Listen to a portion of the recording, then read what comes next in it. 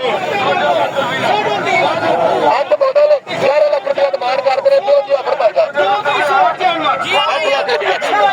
8 लाख रुपया 10 हो गया जी 8 भी हो गया और सीधा तो गड्डी आ चली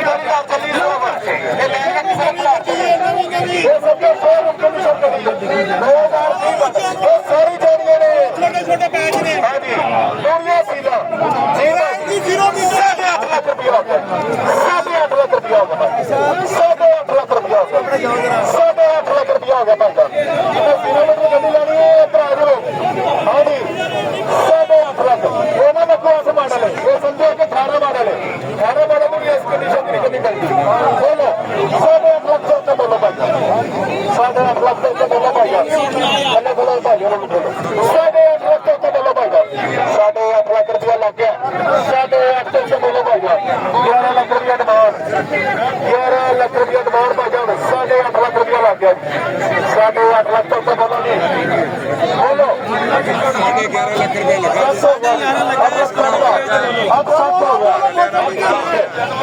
टेंशन नहीं लेनी हाँ जी तो घर मैं मछलियां करो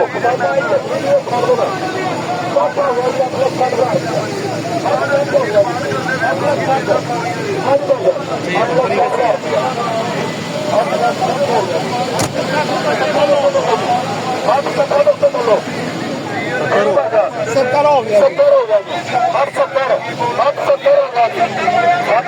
7,70,000 रुपया 870 हो गया जी ਉਹਦਾ ਮਾਡਲ ਨੂੰ ਦੇਖੋ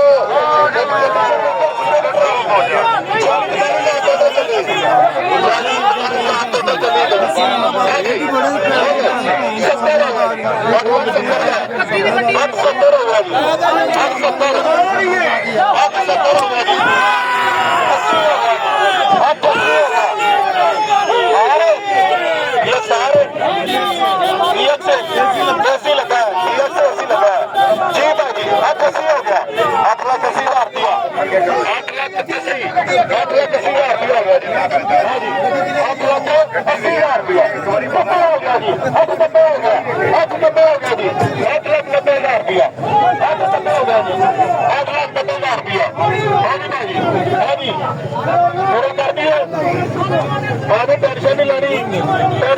जरा जायज मेहरबानी याद करो हाँ जी